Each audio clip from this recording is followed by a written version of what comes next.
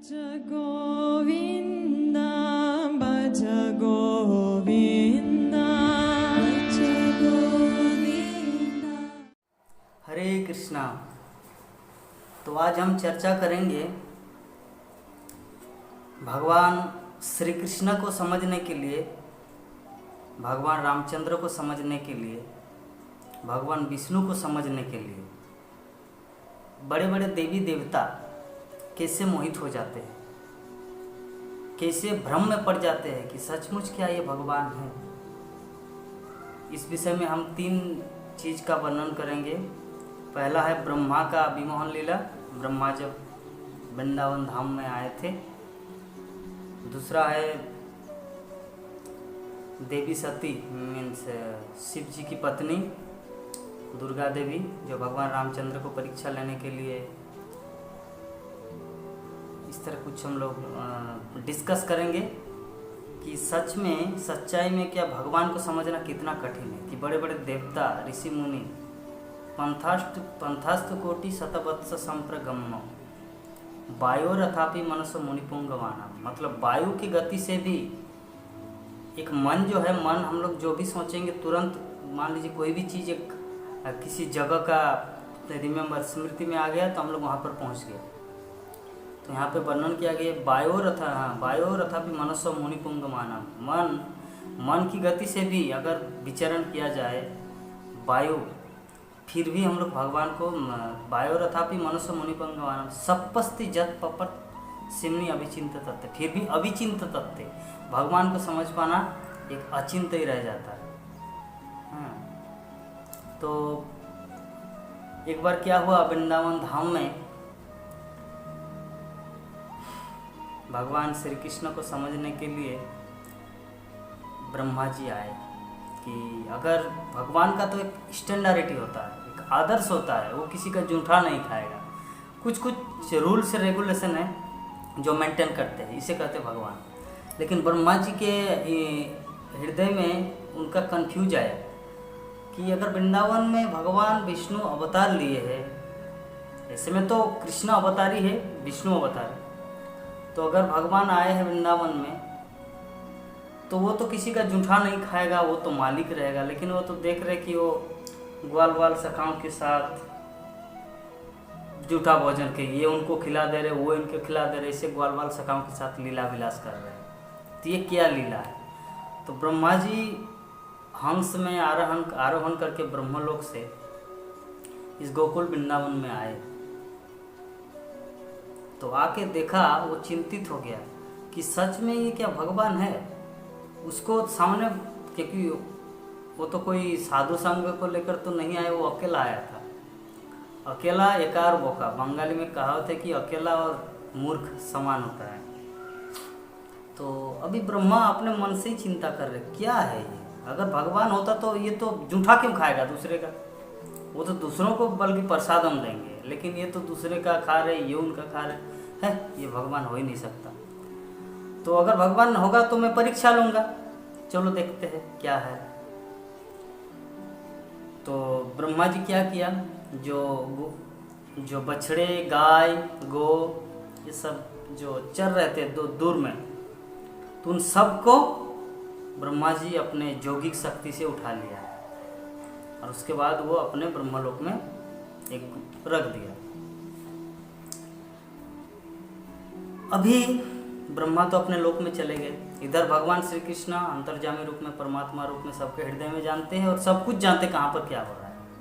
तो भगवान श्री कृष्ण सोचा, ओ ब्रह्मा जी मेरी परीक्षा लेने के लिए आए हैं, तो ठीक है। तो उनमें से कोई एक ग्वाल सखा थोड़ा गाय को देखने के लिए गया और कौतूहलवश कि हम लोग सिर्फ खाएंगे, गाय को भी देखना ना, वो लोग कहाँ गए। तो देखा कि नहीं है, तो आके कृष्ण को बोला, सबको बोला कि अरे आप लोग यहाँ पे इतना मौज मस्ती के साथ खा रहे, पता है हम लोगों का गाय किसी ने चोरी कर लिया, यहाँ पे कुछ दूर नज़र ही नहीं आ रहा है। तो कृष्ण बोले ठीक है, आप लोग एक काम करो, आप लोग अपने कलेवा मतलब जो प्रसादम है अच्छी तरह खाइए, हम देख रहे हैं कहाँ पर क्या हो। तो कृष्ण अपना डंडा लेकर चला गया। तो देखा, वो तो और देखने की क्या बात है, वो तो उसको तो पता है। तो देखा कि ब्रह्मा का करतूत है ये, ब्रह्मा का कार्यकलाप है। तो ब्रह्मा गए थे एक मुहूर्त में और आए रिटर्न एक मुहूर्त में। तो एक मुहूर्त आना और जाना में उसका छः महीना मतलब 1 साल लग गया आने में। तो इधर तो 1 साल बीत गया। यहाँ पे जो घटना घट गया है भगवान श्री कृष्ण का, जैसे शाम हो गया तब तो जब तो भगवान श्री कृष्ण देखा कि अरे ये तो गाय बछड़े को तो चोरी कर लिया ब्रह्मा, तब क्या करेंगे। तो अपने अंश के माध्यम से, विष्णु अंश से पुनः सृष्टि किया। उसके बाद प्रसाद पाने के लिए वो आया, देखा कि ग्वाल बाल सखा भी नहीं है, उनको भी हरण कर लिया ब्रह्मा। तो ब्रह्मा जी तो कृष्ण सोचा अच्छा ऐसा बात है, एक बार परीक्षा देने में मतलब एक बार में मन नहीं भरा। तो भगवान कृष्ण क्या किया, अपने विष्णु फॉर्म से, अपने विष्णु मूर्ति से पुनः आपका ग्वाल बाल सखाएँ सृष्टि किया। फिर दिन हो पूरा, जो सांझ काल होने वाला है, शाम ढलने मतलब दिन का अंत होने वाला, तो क्या किया, वो सभी अपने अपने घर चले आए।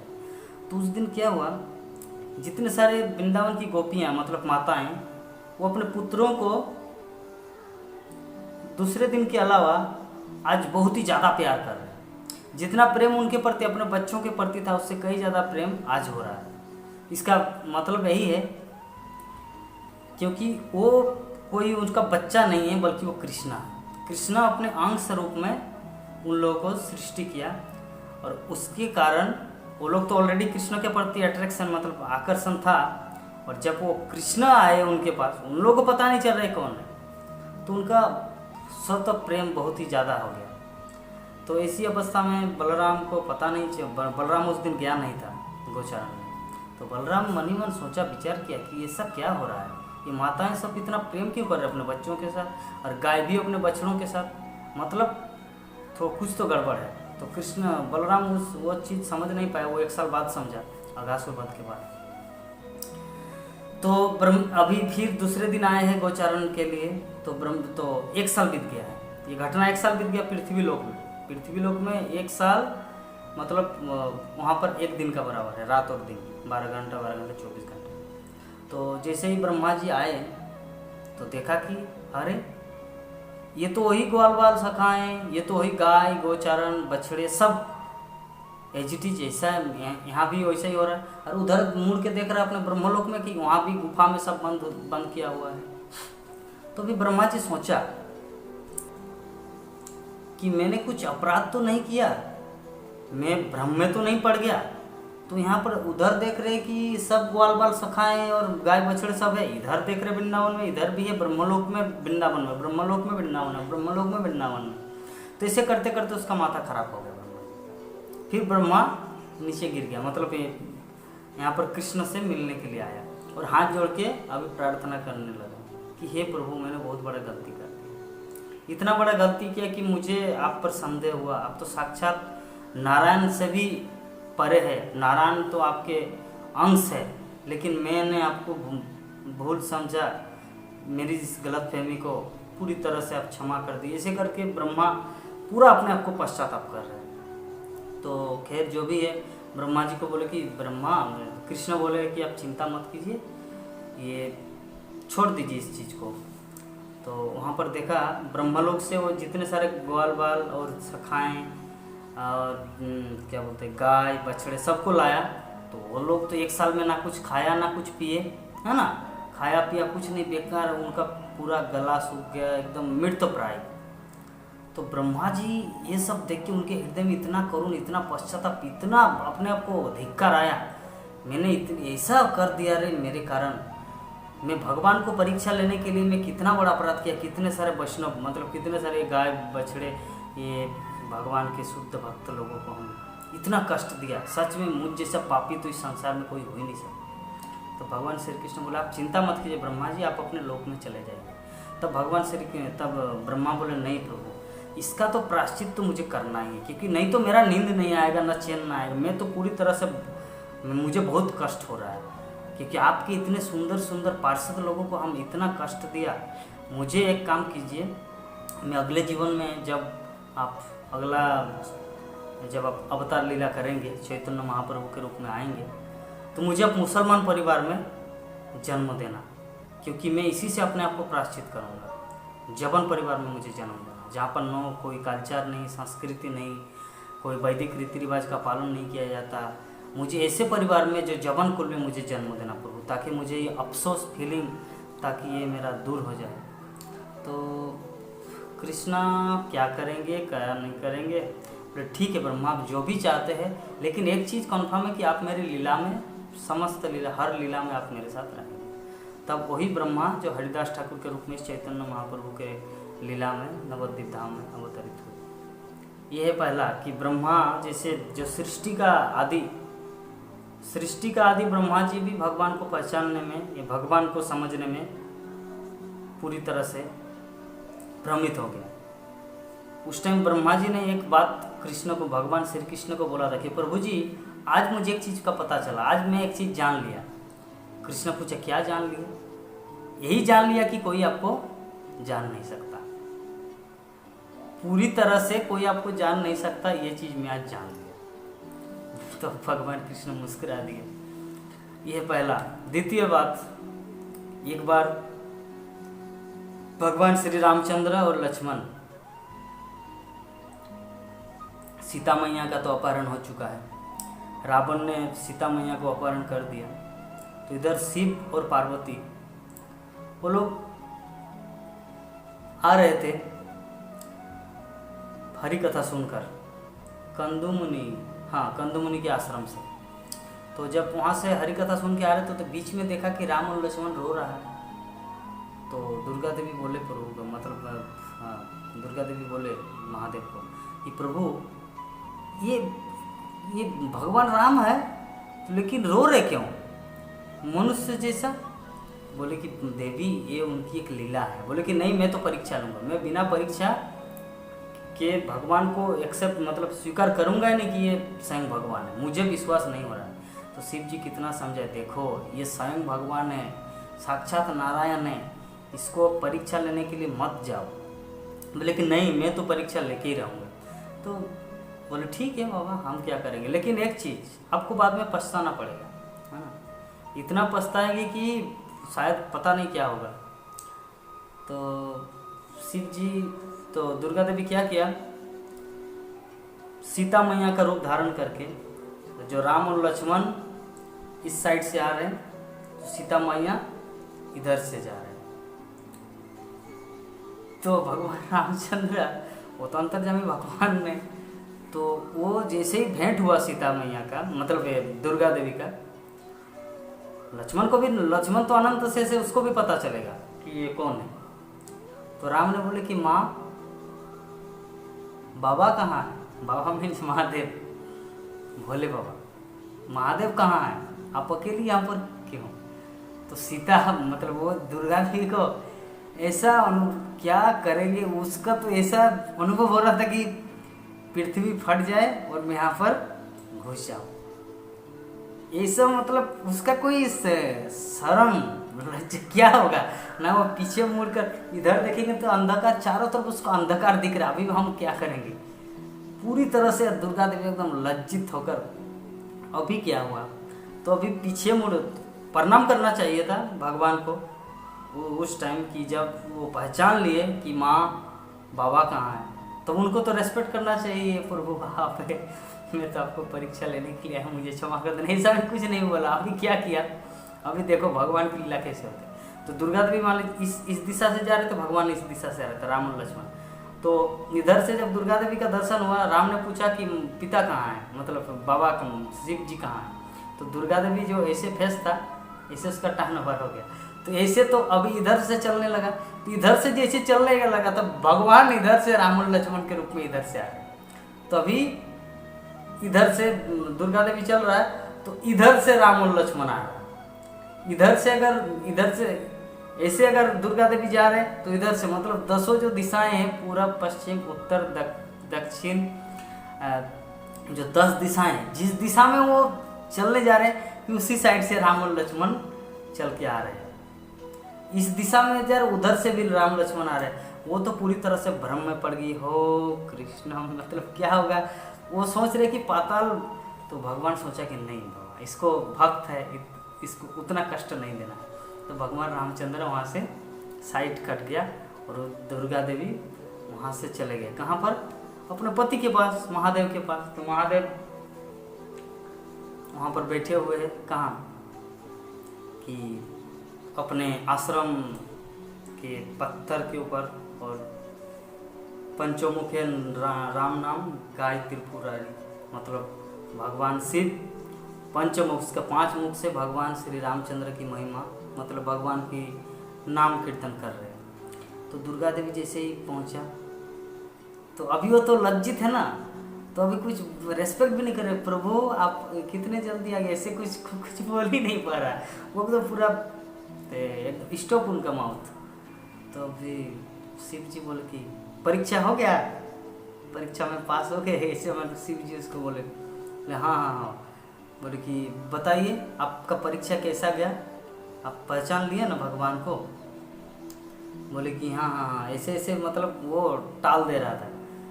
मुझे अच्छा बताइए क्या क्या घटना घटा, लेकिन नहीं नहीं ऐसा कुछ नहीं है। तो अभी शिव जी पूरा अपने ध्यान के माध्यम से देखा कि भगवान रामचंद्र के साथ भेंट करने के लिए ये जो मेरी पत्नी है पार्वती, मतलब दुर्गा देवी, ये मैया सीता का रूप धारण करके गए थे। तो शिव जी के हृदय में इतना क्रोध हुआ, खैर कुछ बोल नहीं पाया उस टाइम। तो बोले कि सच सच बताइए देवी क्या हुआ? बोले कि प्रभु कुछ नहीं हुआ, मैं परीक्षा कुछ नहीं ली, ऐसे करके दुर्गा देवी उनको झूठ बोलने लगी। तो एक झूठ को छिपाने के लिए कितना झूठ बोलना पड़ रहा है। पहले वो बात नहीं मानी, इसीलिए गुरु की बात को मानना चाहिए। कोई गुरु की बात अगर शिष्य नहीं मानते तो उसका यही हालत होता है। शिव जी पहले उसको मना किया था कि देखिए आप मत जाओ, भगवान को परीक्षा लेने के लिए मत जाओ, साक्षात नारायण है, लेकिन समझा नहीं था। तो अभी शिव जी तो सब ध्यान से देख लिया कि ऐसा ऐसा हुआ, तो सोचे कि ये जो मेरी पत्नी दुर्गा, ये मेरी माँ का रूप धारण कर लिया ना, मतलब मैया सीता का, इसके साथ तो गृहस्थ जीवन तो नहीं होगा, इस जीवन में तो इसको मैं स्पर्श नहीं करूँगा। तो मतलब वो कुछ बोल नहीं पाया क्योंकि प्रेम है ना हृदय में। तो शिव जी अभी चला गया, टर्न ओवर कर दिया अपने फेस को और कैलाश की ओर चल दिया। तो कैलाश की ओर चल दी, तो पत्नी का कर्तव्य क्या? जहाँ पति जाए वहीं पर पत्नी को जाना है। तो शिव जी जा रहे आगे आगे और पत्नी जा रहा पीछे पीछे। ये कुछ आवाज़ दे रहे, लेकिन शिव जी कुछ आवाज़ नहीं सुन रहा है, बस अपना हरिनाम करके वो जा रहा है। तो जहाँ पे घर था उनका कैलाश में, तो घर के बाहर जो ये था बट वृक्ष, वहाँ पे पत्थर के ऊपर बैठ के हरिनाम करने लगा। तब दुर्गा देवी समझ गई, मतलब प्रभु कैलाश में आके घर में प्रवेश नहीं किया, गृह में प्रवेश नहीं किया, इसका मतलब इन्होंने मुझे त्याग दिया। मतलब कुछ चीज़ ऐसा होता है जो समझदारी के लिए इशारे काफ़ी होता है, मतलब बोलना नहीं पड़ता कि त्याग। इससे भगवान शिव शिक्षा देते हैं कि त्याग उच्चारण से नहीं आचरण से होता है। आचरण के माध्यम से त्याग दिखाया जाता है, उच्चारण के माध्यम से नहीं कि आई डिवोर्स यू, मैं आपको तलाक दे रहा हूँ, नहीं। त्याग तो हृदय से होता है। तो शिव जी आचरण के माध्यम से दिखा दिया त्याग, मतलब घर में प्रवेश नहीं किया, मतलब आपके साथ ये गृहस्थी नहीं हो। ऐसा करके वो शिव जी ने अपना प्रदर्शन, कुछ बोला नहीं, no any words from his mouth, मुंह से कुछ भी नहीं बोला, लेकिन आचरण के माध्यम से दुर्गा देवी समझ गई कि ऐसा बात है। तो ये है दुर्गा देवी। क्या है देवी? मतलब भगवान श्री कृष्ण की शक्ति दुर्गा देवी, समस्त देवियों में प्रमुख। दुर्गा देवी भी भ्रम में पड़ गई कि रामचंद्र। तो बड़े बड़े देवी देवता भगवान को समझने के लिए, भगवान कृष्ण को, भगवान श्री रामचंद्र को समझने के लिए असमर्थ हो जाते हैं। बृहस्पति, देवगुरु बृहस्पति इस संसार में आए हैं, मतलब आए थे 500 वर्ष पूर्व कलियुग में, चैतन्य महाप्रभु के अवतीर्ण काल में। जब चैतन्य महाप्रभु जगन्नाथपुरी में सन्यास लीला कर रहे थे, तो सार्वभौम भट्टाचार्य के रूप में बृहस्पति का जन्म हुआ। बृहस्पति जो देवगुरु बृहस्पति है स्वर्गलोक में, वही इस पृथ्वी लोक में चैतन्य महाप्रभु के लीला काल के दौरान सार्वभौम भट्टाचार्य के रूप में वो आए थे। तो गोपीनाथ आचार्य उनका जीजाजी लगते थे। तो गोपीनाथ आचार्य ने उसको बोला कि सार्वभौम आप चैतन्य महाप्रभु से मिलिए, उनको आप रेस्पेक्ट कीजिए, सम्मान कीजिए। साक्षात भगवान श्री कृष्ण हैं। ब्रजेंद्र नंदन जय सचिसुत होइलो से, ब्रजेंद्र नंदन भगवान श्री कृष्ण सचिसुत गौरांग महाप्रभु के रूप में अवतीर्ण हुए। तो सार्वभौम भट्टाचार्य तर्क वितर्क करने लगा, नहीं असंभव है। भगवान का नाम है त्रिजुग, मतलब 3 युग में आए, सत्य, त्रेता और द्वापर। कली युग में भगवान के कोई अवतार कुछ नहीं है। ऐसे करके विभिन्न शास्त्र का प्रमाण दे दिया। तब गोपीनाथ आचार्य उनको एक चीज़ बताया कि ईश्वरेर कृपालेश होइबे जाहार से ही तो ईश्वर तत्व बुझी पार। मतलब जिसका कृष्ण के, जिस व्यक्ति के ऊपर भगवान कृष्ण की कृपा, मतलब उनका कृपा उन पर बरसे, वही व्यक्ति कृष्ण तत्व को या भगवत तत्व को समझ पाए। क्योंकि किताबी ज्ञान से देवगुरु बृहस्पति समस्त 33 करोड़ देवी देवताओं का टीचर है, प्रिंसिपल है वो, फिर भी भगवान को समझने के लिए असमर्थ है। इसीलिए भगवान बोलते हैं वेदे से दुर्लभम, वेदों के माध्यम से भी भगवान को समझ पाना असंभव है। वेदेशु दुर्लभम, वेद के माध्यम से, वेदेशु दुर्लभम, दुर्लभ मतलब very rare to understand Krishna. तो भगवान को समझना इतना कठिन है। तो सार्वभौम भट्टाचार्य अंत में एक बार क्या किया, उनके चैतन्य महाप्रभु का सन्यास, इतना सेंटिमेंट, नाचना गाना, कोई वेद पाठ अध्ययन नहीं करना, सिर्फ हरे कृष्ण महामंत्र का जप करना। तो सार्वभौम भट्टाचार्य सोचा कि इनको कुछ ज्ञान देते, नहीं तो पता नहीं सन्यास आश्रम, ब्रह्मचर्य आश्रम में रह पाएंगे कि नहीं, मतलब सन्यास आश्रम को रोक पाएंगे कि नहीं। इसीलिए सार्वभौम भट्टाचार्य का थोड़ा दया भाव आया। तो बोले कि निमाई, मतलब श्री कृष्ण चैतन्य, मैं आपको वेदांत की शिक्षा दूंगा, आप मेरे घर में प्रतिदिन आइए। तो बोले ठीक है, ये तो मेरा बहुत बड़ा सौभाग्य कि मैं वेदांत का श्रवण कर पाऊंगा, वो भी आप जैसे व्यक्तित्व के मुख से, ये मेरे सौभाग्य की बात है। तो चैतन्य महाप्रभु रेडी हो गए और सार्वभौम भट्टाचार्य 1 दिन, 2 दिन, 3 दिन, 4 दिन रोज वेदांत सूत्र पाठ करते थे। और चैतन्य महाप्रभु सिर्फ ध्यान लगा के सुनता था।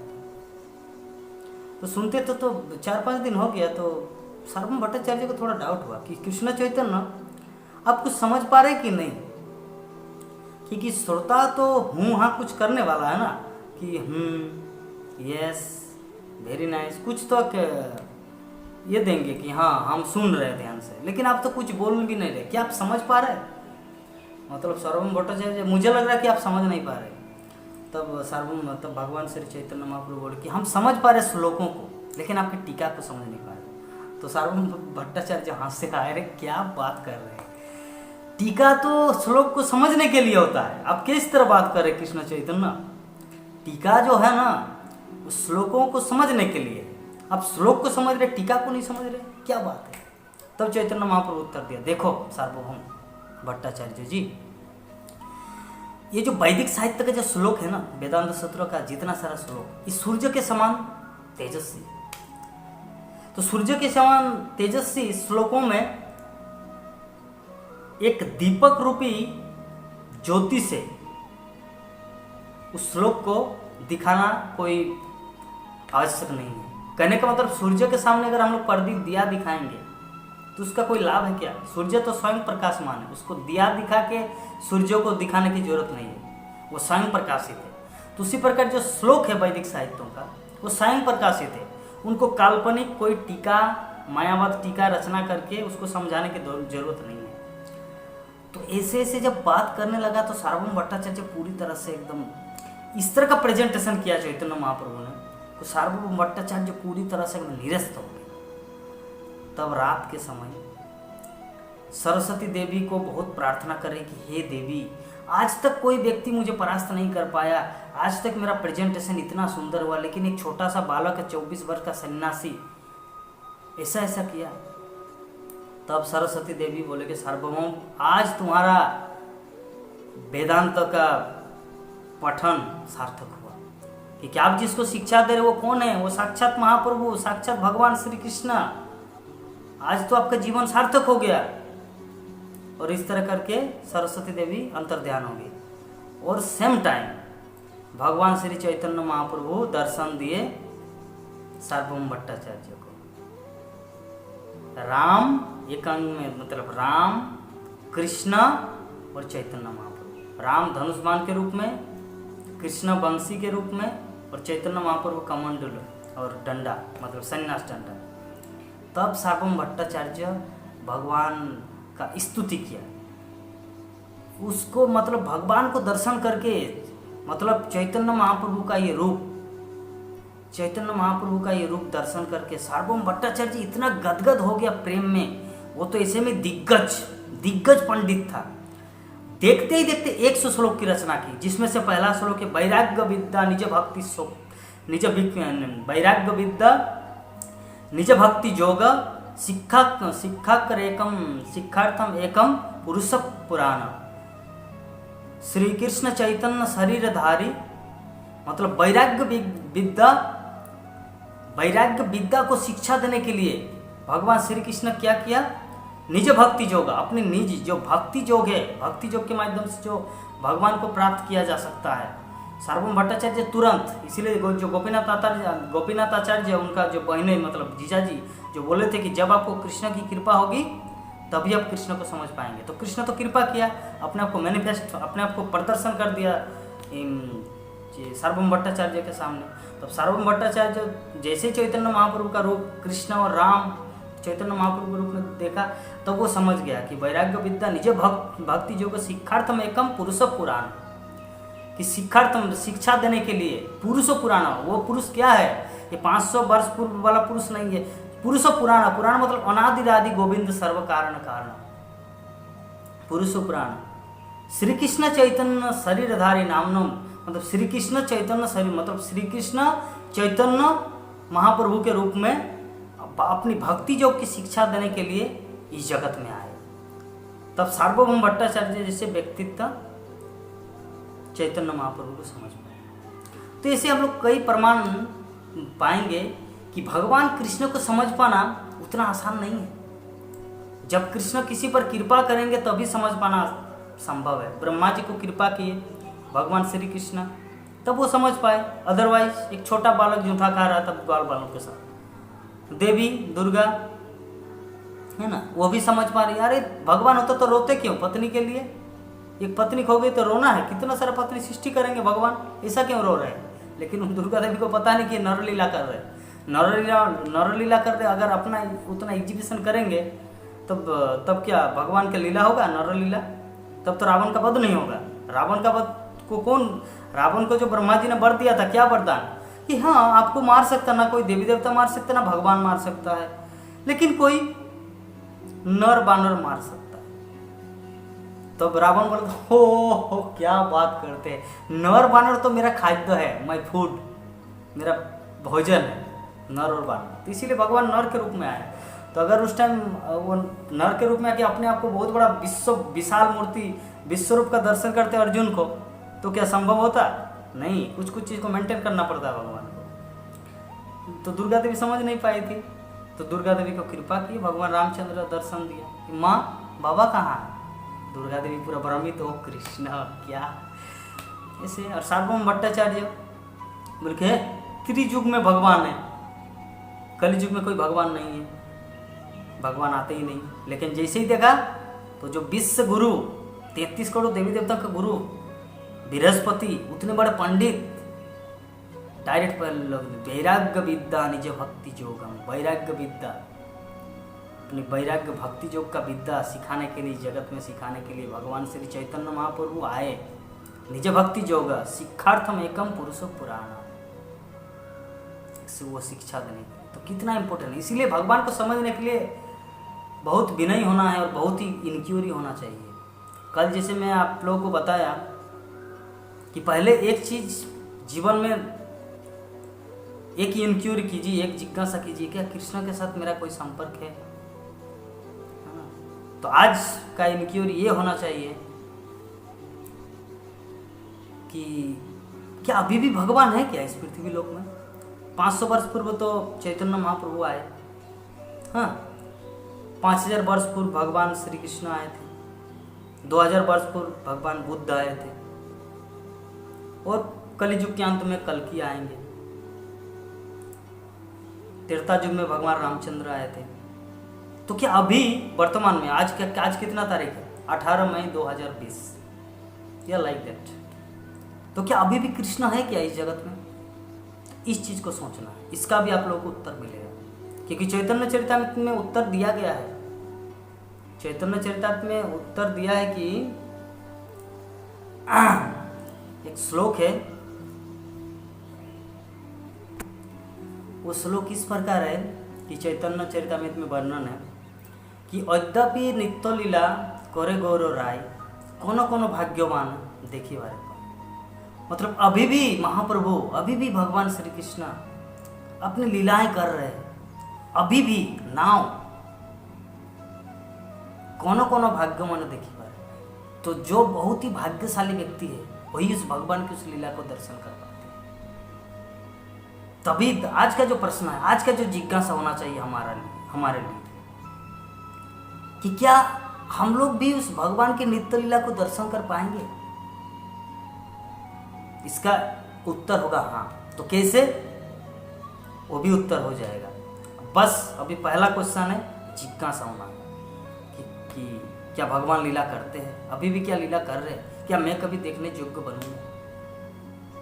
आज का इंक्वायरी रखिए, जिज्ञासा रखिए, कृष्ण जरूर आपको एक दिन दर्शन देंगे, ये मेरा विश्वास है। और आज एकादशी का दिन है, ज़्यादा से ज़्यादा आप लोग हरे कृष्ण महामंत्र का जप कीजिए, यही मैं चाहता हूँ।